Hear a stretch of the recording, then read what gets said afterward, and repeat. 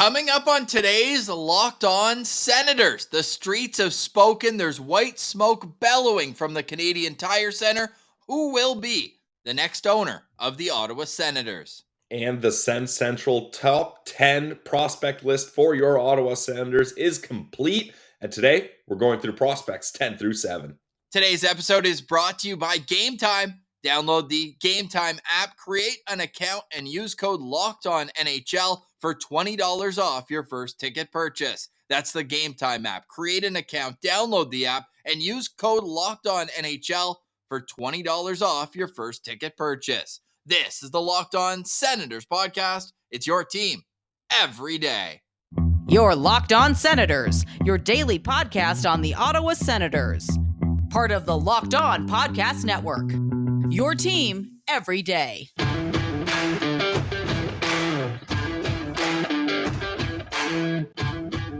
I'm Jake Sanderson, and you're listening to Locked On Senators podcast. I'm Tim Stützle, and you're listening to the Locked On Senators podcast.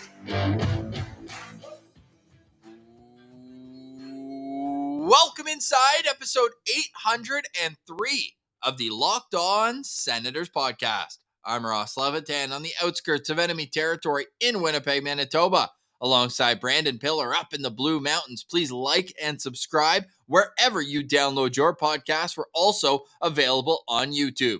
Today is Monday, May 22nd in Pilsy. I hope you and all of our listeners had a great long weekend full of speculation, but the streets have spoken, and the next Ottawa Senators owner will be Michael Andlauer.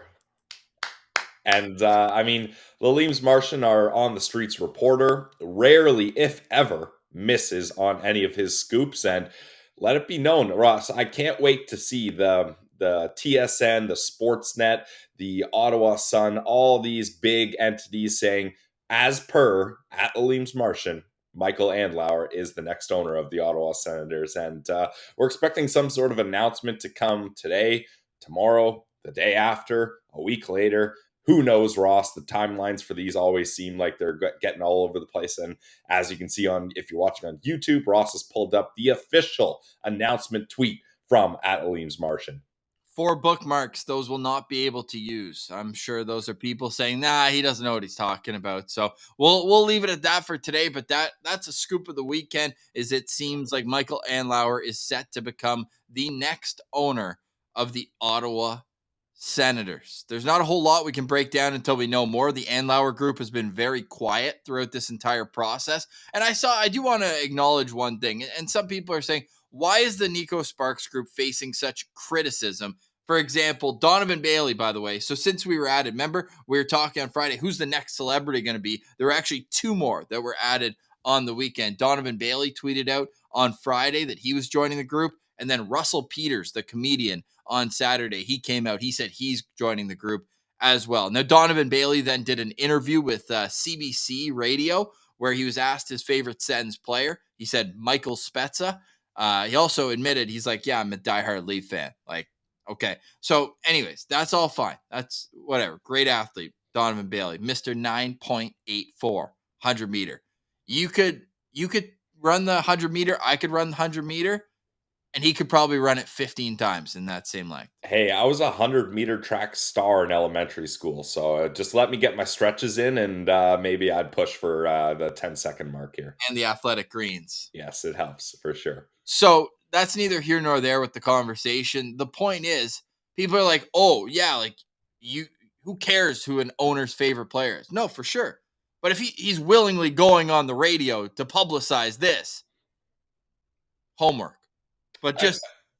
Well, and Ross, the thing that gets me the most is he didn't even get the name right. Like, if, like, let's say he said a player that didn't play for the Sens or actually only played for the Leafs, like, I don't know. It just kind of goes to show that everyone that's being added to the ownership group is, I don't want to say as part of a gimmick, because that's not fair to them. I'm sure they're genuine in their intentions, but it just shows that They are not in it for the Ottawa Senators. They're in it to get an NHL team. And again, that is also fine, but I don't think that's what's best serving for the fans of the Ottawa Senators.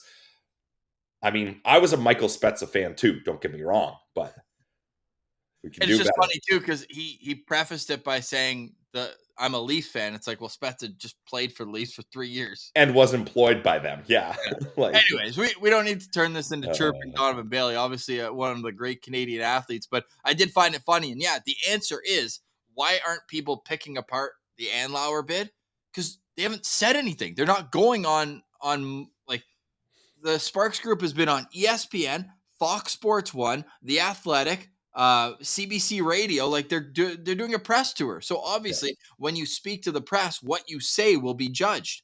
The other groups just haven't said a damn word. We don't know anything. So hopefully that comes out soon, because I would like to know more about the Andlauer bid. Yep. What we do know is that it does feature plenty of local investors, which we saw the Sparks Group was trying to round up as well. We believe that Farm Boy is a major player in this Andlauer bid as well. But again, we'll see. The streets have begun speaking, and now it's time to see what happens next on the ownership front. But guys, it's 199 days since the Ottawa Senators officially went on sale November 4th, right when the losing skid started after they won those 4 home games in a row at the start of the year. And it's been a long, winding road, similar to the Sens season, with a roller coaster of ups and downs and craziness along the way. But we are that much closer, Pilsy. So as we put that on the back burner, and again, when news happens, we will be the first to react. So make sure you're subscribed on YouTube at Sens Central, on Twitter, LockedOn.Senators, on Instagram. We'll get you the latest as it goes. And as you know, we don't take days off. It's been a long weekend. It's all good. The weather's nice. Got out and swung the golf clubs. Pilsy was at a wedding. All good vibes here on a Monday. So what do you say we get some prospect talk? The people loved it on Friday. We did our honorable mentions on Friday, but now it's some heavy hitters here, and we're just working our way up, the old countdown style. So you'll get 1 through 6 tomorrow. And I just want to be fully transparent with the people out there. Igor Sokolov is in the top 6. So we decided that we're going to add one person to tomorrow's list, because we just did a season-ending interview for Igor Sokolov. We don't need to go over it over and over. So we want to give these guys a little extra shine here from 6, 7 through 10. Yep, and there's some really good players in among these 4 guys, and a lot of them are very young, and they have a lot of potential and a high ceiling. So I'm excited to get to it, Ross. Let's do it. You're listening to Locked On Senators. Today's episode is brought to you by our friends over at Game Time. They are the title sponsor for this ad, and they are the only place Ross and I go to get tickets, because Ross and I may not be the best planners, but we still like to go out to events.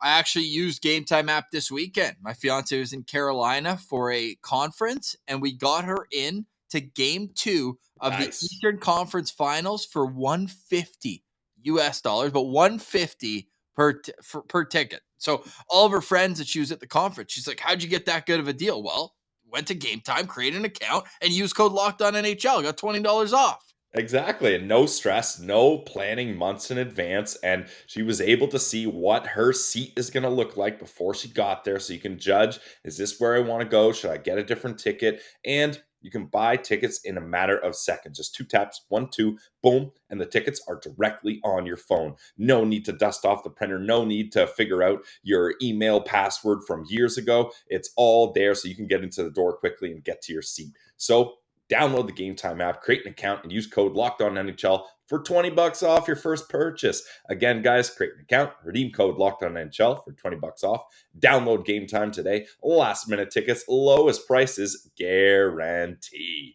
Today's episode is also brought to you by Shawarma Palace. I'm coming home. I'm coming home. I just booked my flights home for Canada Day, my dad's birthday, and where am I going to stop right away? At one of 7 Shawarma Palaces in Ottawa. The Carlton Food Court. You've got them at Bank and Hunt Club. You've got them at Bank and Gladstone. How are they able to expand so much? Well, it's because they give a delicious product. They do it at an economical price, and it's great service. You go in there with a smile. I'm still trying to get Abbas to send us. We need the chef jackets with the Shawarma Palace. I need that. Abbas, if you're listening to this, we need that ASAP. But I always know I'm going to get a great meal when I go to Shawarma Palace. I always know that it's going to be served with a smile and an extra scoop of garlic sauce there as well. I love Shawarma Palace. I know you will too. You can always have a chance to run into us at Shawarma Palace. I still won't forget Jack City. Just turn his face when he's like, obviously I'll run into you guys there. Of course you will, because we love Shawarma Palace. We don't just say it, we live it and breathe Shawarma Palace. Just don't breathe too close to your friend after a spoonful of garlic sauce. But we absolutely love our friends at Shawarma Palace. So make sure you let them know that you appreciate their support of us as well. Let them know that Locked On Senators sent you. It's Shawarma Palace, Rideau Street, Chapel. Always a good vibe at Shawarma Palace. Make sure you check them out. It's Shawarma Palace. It's Ottawa's best tasting shawarma since 1997.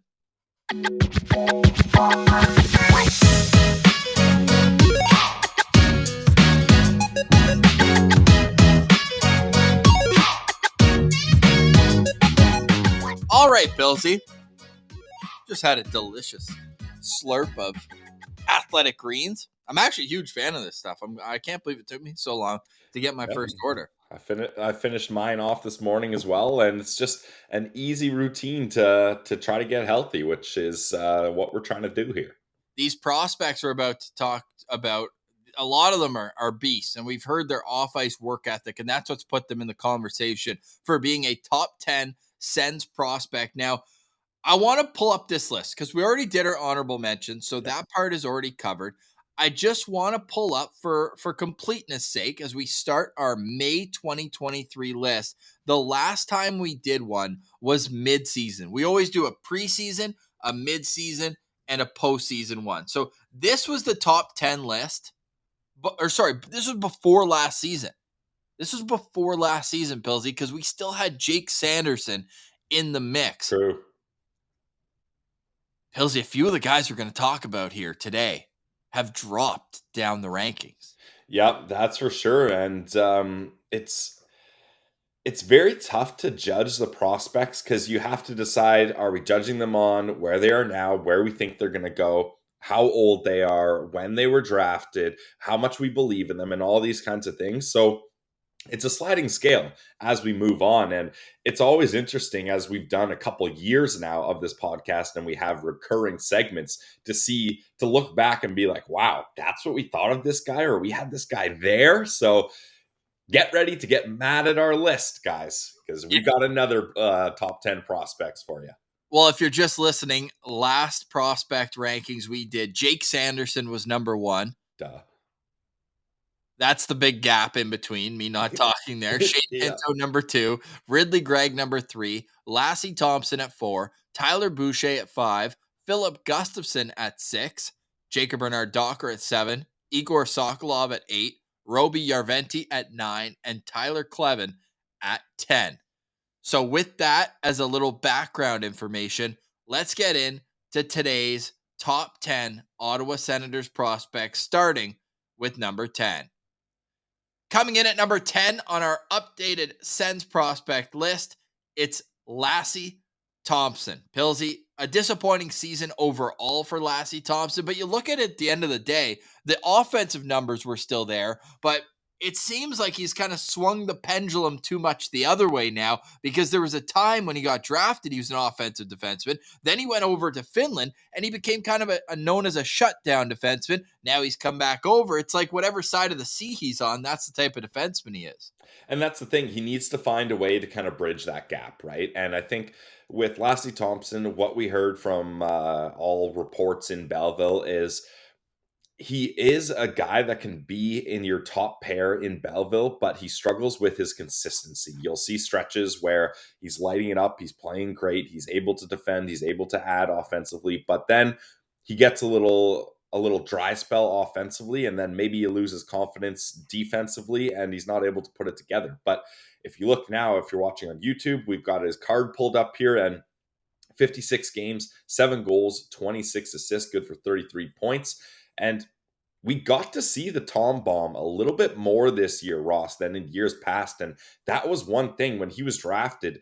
That was kind of his top attribute is, man, look at the way this guy is able to get those clappers off from the point in the Finnish league. And then he wasn't able to do that as much as he was focusing more on defense, like you mentioned. And now he's come back around to being able to use that on the power play. And it's a big tool, especially down in the AHL. He's able to command a lot of respect on the power play with the power he has in that slap shot. So we're going to hope that Lassi Thomson can keep doing that. But we always had Lassi and JBD kind of tied at the hip. But it seems like of those two guys, if you're judging it by NHL games played, Lassi has kind of fallen out of favor here. Tied at the hip, but Lassi a step ahead as he's JBD a step ahead because Lassi, it seems like there's just parts of his game that need to be rounded out more. And it's really interesting time right now if you're Lassi Thomson, because unlike JBD, Lassi still has 1 year left on his entry-level contract. So there's no need per se for them to do anything, but he also will require waivers next year. So from that standpoint, maybe there is a little bit of pressure where they have to make some sort of decision on the back end. Right shot defenseman, always so valuable. Could he be a trade candidate this summer? I wouldn't be surprised if the answer is yes to that, because you look at the numbers, 33 points in 56 games. You're like, okay, that's pretty good. You look at the fact that he has 72 points. Pilsy, this guy is 10th all-time in Belleville Sens history in points. Not by a defenseman, all-time period. And yes, early days of a franchise, I understand that. Only Jordan Murray has more points by a defenseman with the franchise, but it's still pretty solid that he's clicking at over a half a point per game. He's played 135 games down there. So you almost wonder, like, at what point, and Troy Mann was the one who really put this into our brain, where it's like, if you're in the same organization in the minors for 4-5 years, at some point, doesn't it kind of break your back thinking that I'm working, but it doesn't feel like there's an end game. Like, he got a taste of the NHL, not this past season, but the year before a little bit more. This year, he only got 2 games, right? That's a lot of riding buses and feeling like the dream is so far away. So I almost think it could be that an organizational change is best for both parties. I don't think it's going to be a Philip Gustafson situation where we see Lassi Thomson in the Norris conversation next year, but I do think he can be an NHL defenseman. I just wonder if the way the Sens decor is built right now, if it's not best suited for somewhere else. I totally agree. And that's not kind of an indictment on Lassi Thomson. It's just, hey, I feel like last year was his year to make that jump, and unfortunately, he wasn't able to do it. He did get a taste, like you mentioned, but now with Jacob Chychrun added to this mix, Artem Zub being extended, Jake Sanderson emerging as a top pair, if not a number one guy on this team, there's less spots and less space here. And the telling sign, Ross, is he got 2 games in the NHL, but look at the minutes played in his 2 games. The first game, he had 12 minutes and 30 seconds, and the second game, 9 minutes and 18 seconds. Like, DJ Smith made it very clear when Pierre Dorion brought him up to help out this decor, I'm not using this guy. I don't have faith that he's ready for the NHL. And then when you have a defenseman play 9 minutes in a game, I think that's a pretty clear sign that the coach isn't going to use him. Amazing shot. Good skater. Good stick positioning, decent passer as well, and he can carry the puck through his own zone. I'd say it's the in-zone defending that you want to see more from. Defending off the rush, I noticed, like, when he played in the NHL, that longer sample size is during the last season where he had 16 games. The gap control needed improvement. He was getting beat off the rush quite a bit. So let's see with Lassi Thomson. There's still plenty of time. I mean, this is a 2019 draft pick. He's only born in 2000, so he'll be 23 next season in September, right when the season starts. It's kind of starting to be make or break time, I think. I think it is already, Ross. With Ottawa. Yeah, exactly. Yeah. On with another organization, but it is very interesting to look at the fact that, yeah, going in the right direction in terms of production in Belleville, but at the same time, the coaches want to see more. And if he is back in Belleville, I hope David Bell gives him an opportunity to be like the number 1A all the time. I feel like at times, like it was JBD that was this year. First guy over the boards on the PK. I want that to be Lassi's job if he is back next year. But like we mentioned in the last show, Max Gannett is right there. It's not like that's a cushy, easy spot for him for a right-hand shot defenseman that can put up points. Gannett is breathing down his neck for sure. So Lassi's got some competition. Coming in at number 9 on our top 10 Sens prospects, we're going with another Finn. This one had also 2 NHL games played this year, but his 2 games came at the end of the year. It's the second goalie because we had Kevin Mandolese as an honorable mention. Number 9 is Leevi Meriläinen. My goodness, what a way to introduce himself to North American ice. Gets a shutout in his first game in Belleville. 41 save shutout, Ross. Then comes to the NHL and plays lights out in his first game. Yeah, and that ended up being an overtime loss, unfortunately, to the Carolina Hurricanes. But he stopped 34 out of 37 shots. And the Carolina Hurricanes, that was a team that this year and the last couple of years have had the Ottawa Senators number. Like the Sens just had no luck up against Carolina. So that was a tall task for him to come in for his NHL debut. And he did great. Unfortunately, up against the Panthers next game, things didn't go his way. But Leevi Meriläinen, like this guy has been an absolute stud last season, playing over in Liga as a young goalie and in a prestigious program in Karpat. I was looking through, I did a Twitter search at Sens Prospects, Leevi Meriläinen, just to kind of go through where he was at all year. And Sens Prospect tweeted at the start of the season, so in like October area, that Leevi Meriläinen looks to be the backup in Karpat. Well, that changed pretty quickly, and Meriläinen made sure to force the team's hand and being like, no, I'm taking this starting job and I'm running away with it, as he set a Liga record, not a team record, a Liga league record for most shutouts by a rookie goaltender with 8 shutouts. You know who he passed, Ross? UC Saros had 7. So that's pretty damn good company to be able to do that. And this kid is a shutout machine. We heard all about it. And then, as you mentioned, he comes over to North America right away, 41 save shutout. Incredible. Like it was, he'd been doing it forever. And you look at the numbers that he puts up in Karpat: 42 games, 18 wins, 13 losses, 7 overtime losses, a .918 save percentage, and a .202 goals against average. Super impressive. He comes over here and just looks the part right away. He looks big. He looks calm. There's not a whole lot of movement with him. Everything is just compact. It's the classic Finnish Scandinavian type goalie. Like everything is so well coached over there. And Karpat is a bit of a goalie factory itself, Pillsy, because it's not just UC Saros. It's not just Pecorine as well. I believe that's the organization that brought us Mika Kiprusoff, if I'm not mistaken. Nicholas Backstrom, remember the old goalie from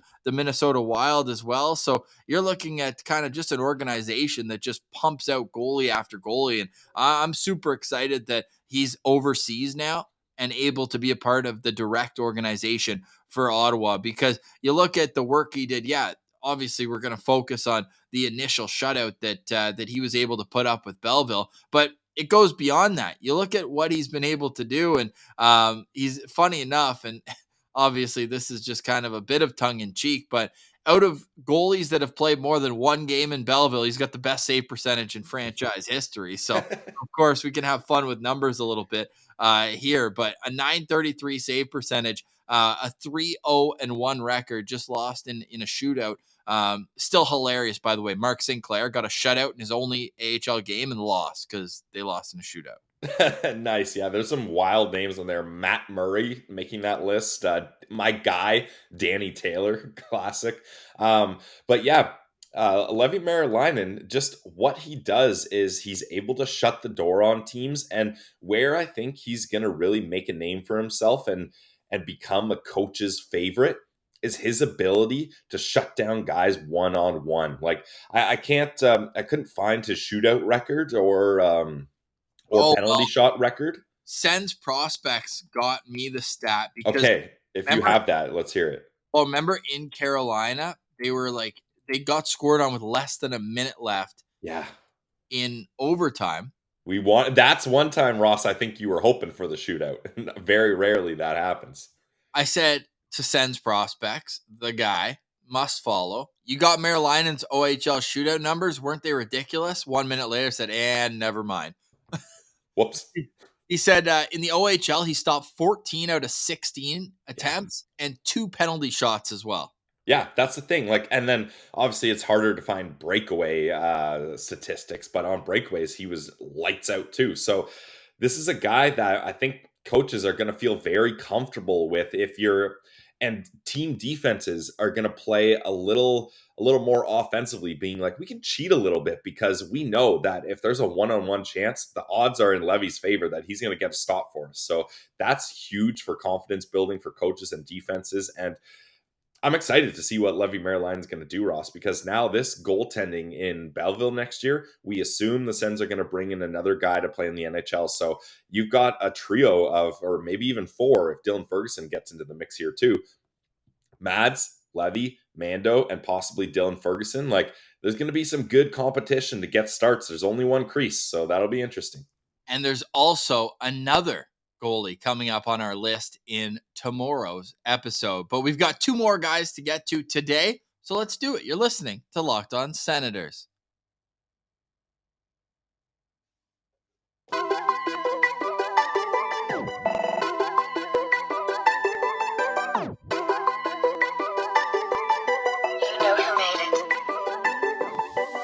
All right.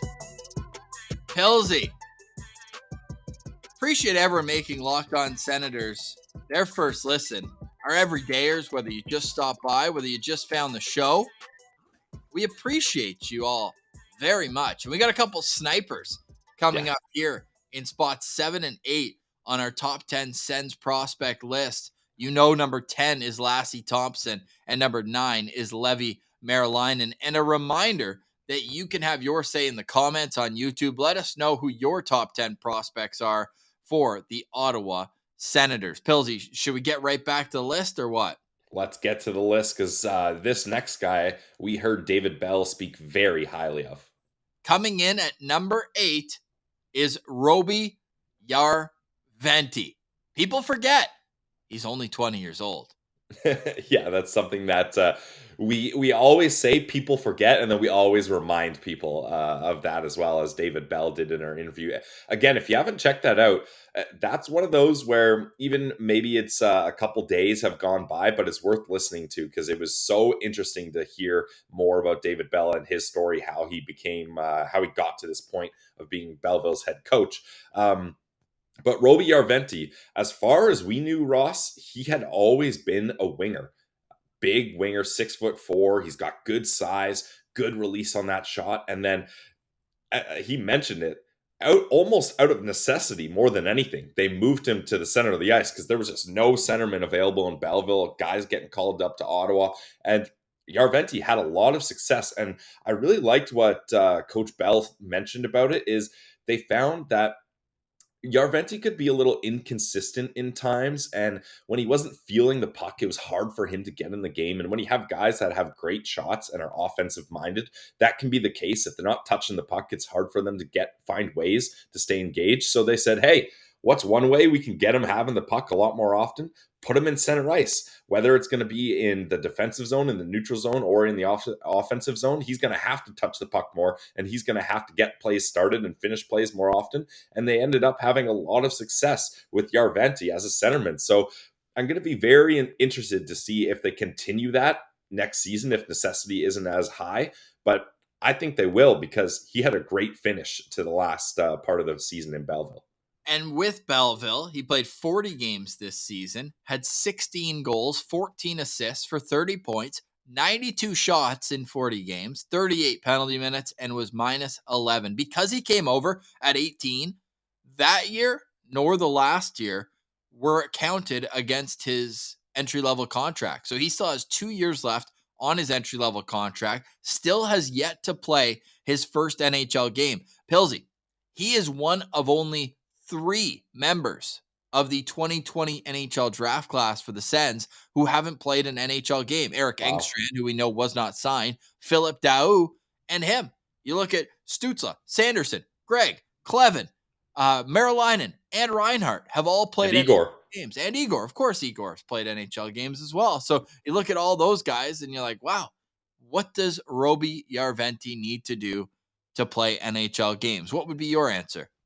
Well, I don't think it's as much of a case as the Sens being like he's not coming up, he's not ready, or anything like that. He's had a little bit of injury, bad luck, kind of a couple injuries kept him out of games last season, and the fact that I don't know if we've told you, but this is a very young player, so I think they're just biding their time and saying, "Hey, keep working on things down in the minors."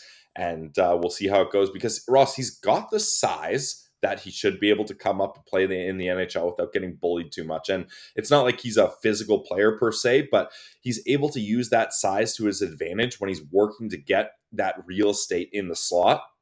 So he can battle defensemen trying to box him out.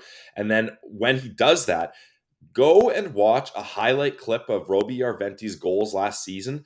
The puck is on his stick barely at all. This guy's release is absolutely insane. And we mentioned it. He looked like Josh Norris back in Belleville from that office spot in the power play.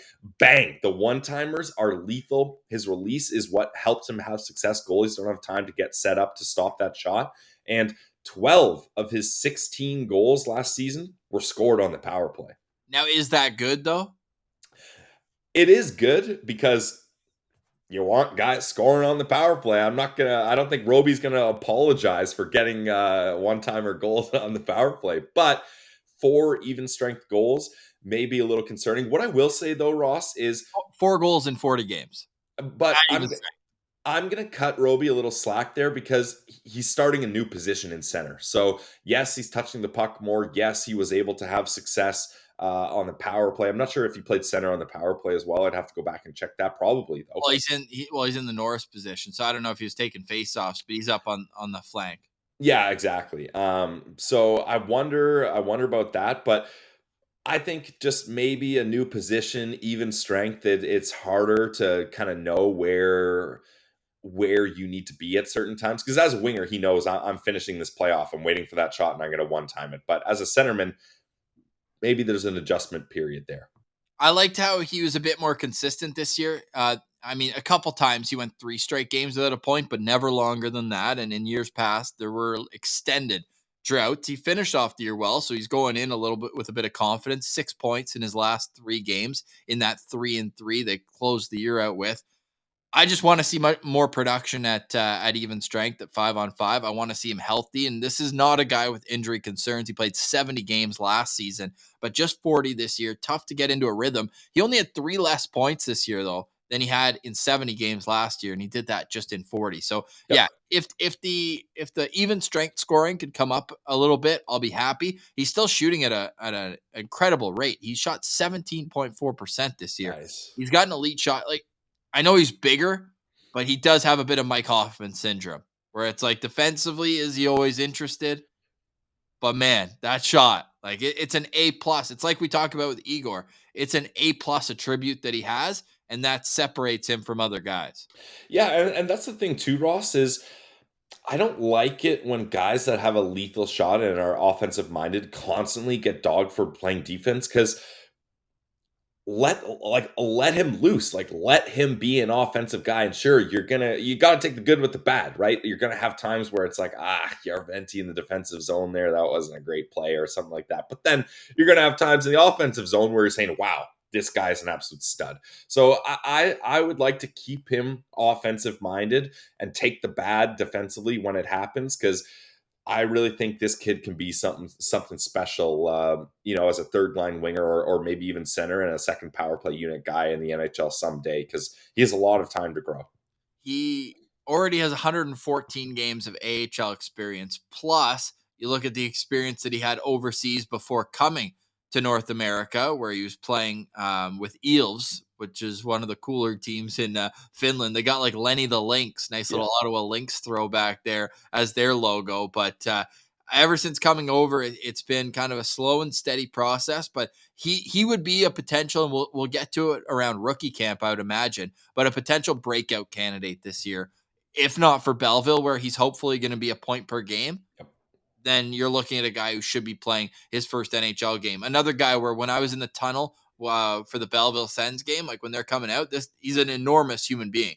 And he's got a bit of a baby face, so you don't always like expect him. He's shocked. He's enormous. Like he's a big body, and I think that if he can put on a few pounds and be able to be that strong inside lane driver offensively, then he's gonna be a stud. And still, there's a reason why he went 33rd overall in the draft. And I still have high hopes for Roby Jarventie, and we're starting like 8, 9, and 10 as well. Like I think that those two guys, Lassi and Leevi, can still be like good NHLers. But man, now we're getting into a category where I think there's some upside where they can be a top 9, top 4 defenseman or top 9 forward in the NHL, and that's kind of where I project Roby. And he's a guy I expect him to play his first NHL game next season.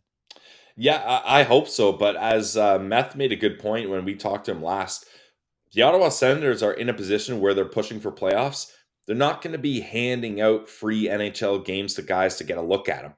Like, you're only playing in the NHL if you're considered you're going to help this team win every single night you're in there. So he's got to prove to the Senators, the Ottawa Senators, that he can do that. And just on his size quickly, I always thought he was listed at 6'4". Elite Prospects has him at 6'2". I thought that was a little shorter. And you mentioned you think he's got to put on a couple pounds. Well, AHL has him at 6'3", so nobody can decide. All right, weird. But EP has him at 214 pounds. So if that's true, I don't think he needs to put on much weight there, because that's pretty good size. Yeah, AHL has him at 213 actually. So there you go. Yeah, so that's interesting. Baby face. It tricks. Yeah, it fools you. Yeah, definitely. Now let's get to the next member of this list. We're coming in at number 7 with a friend of the show. We are not giving up on Tyler Boucher. Tyler Boucher, yes, Pillsy, get that 67s lid going. Although I don't think we're ever going to see him play for the 67s as well. He's not going back for an overage year. He's going to the Belleville Sens, and the pro game, as long as he can stay healthy, is going to suit him just fine. I'm very excited. This is a guy who circled a training camp as a guy who, is he going to stay healthy? Yep.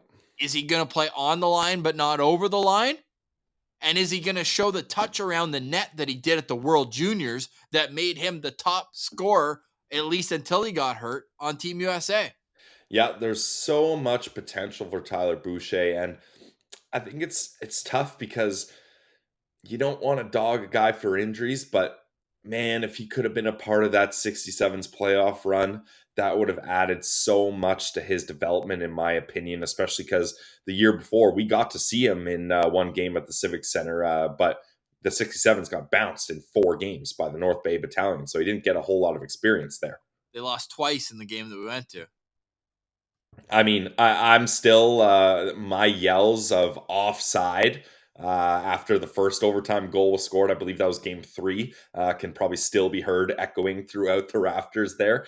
But I think what Tyler Boucher can do is he's going to be one of those guys that when the Ottawa Senators are in the playoffs, he's going to be an absolute menace for other teams to play in 4 to 7 games straight in a playoff series, because he's going to get under team skin. We've seen him get under guys' skin in the World Juniors and playing for the 67s, and he just frustrates the hell out of guys.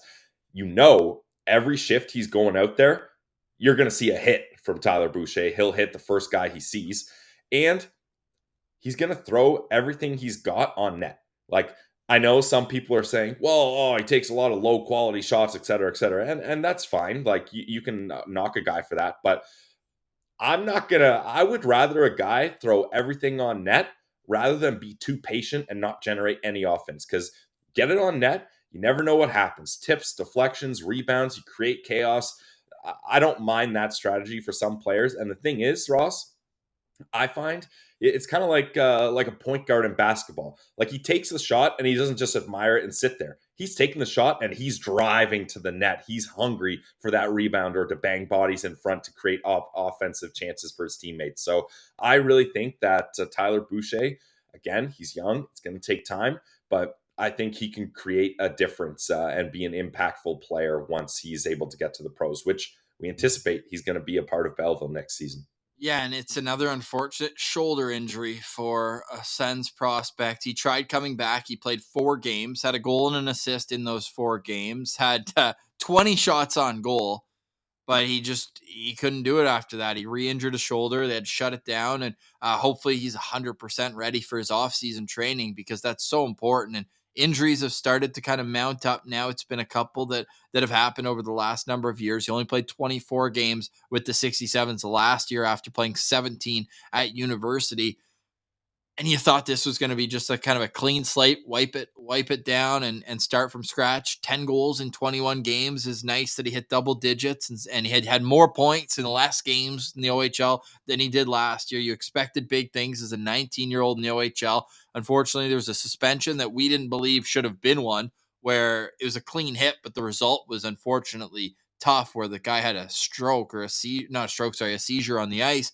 Yeah. and it looked bad, so we got a big suspension for it. And obviously, they're trying to get any sort of that thing out of junior hockey right now. But Tyler Boucher was unfortunately kind of the I don't want to call him the victim for throwing the hit, but unfortunately, he was victimized in terms of, I think it was like an 8 game, wasn't it? Like a It was at least 5, but that's the OHL. These are kids playing. When an injury like that happens, they have to like there has to be some sort 6. of punishment thrown down. Yeah, but that's the thing. It's similar to our conversation about Tyler Clevin, right? Like he had to learn where the line is in the league he's playing in, and that's something Tyler Boucher had to figure out. And I'm sure he got a hang of it. But now he's not going. There's no way he's going back to the OHL. In the AHL, he's going to be able to impose his will like that, and I hope he keeps that physical part of his game, because when you've had multiple shoulder injuries, there's probably a little hesitation in your mind when you're going in for that check, being like, "Oh, I could lay a clean hit out, but that could knock my shoulder off in the wrong way," and there could be a little hesitation there. So I'm interested to see if kind of that aggressive mindset will be changed a little bit. I would be very surprised if that's the case, because I think he just knows one way to play, and that's 100 miles Yeah. an hour right down your throat, making sure that you know every time he's on the ice. Now, head coach Dave Cameron, former Sens head coach, now with the 67s, after finding out that Boucher's season was done, he says he feels terrible for him, and this is kind of how he describes him. The quote is, he's a heavy power forward with an NHL shot who brings a lot of energy. And that's just an apt description right there, if you ask me. Like, his shot, I think, is something that gets overlooked because everyone just wants to talk about the physical tools and kind of the mean streak that he plays with on the ice. By the way, one of the nicest kids. And if you haven't checked it out, he's a 3-time guest on Locked On Great kid. Senators, and such a beauty. And he offered to come on right after he got hurt. I was like, we don't want to just talk about your injury. Like I'm sure you've had enough of that, but so nice, always willing to give his time. And we're cheering for him to be a top dog in the NHL. But yeah, I think with the physicality, what gets overlooked is this guy's shot is elite. Like, it's on his stick, off his stick. And I think he's like, you look at what role Brady Tkachuk plays on the power play. I just would love the idea of having a Tyler Boucher on the second unit and Yep. then moving Pinto from net front to just a little bit higher to that Batherson spot on the Yep. first unit, where he's kind of in the mid slot, just hunting tips and looking for rebounds, whereas Boucher is the guy taking away the goalie's eyes and battling with that defenseman, taking him away out of the play and giving your other 4 guys a lot of room to operate. That's what I see Boucher at, as like a 15, 20 goal guy in the NHL, just with a lot of them coming on the power play, just at that net front. And man, I can't express enough how much it sucks that this season was cut short the way it was with the Yeah. shoulder injuries. But man, I still have high hopes for him. He's going to play NHL games. It's, can he stay healthy enough to be an impactful guy year after year?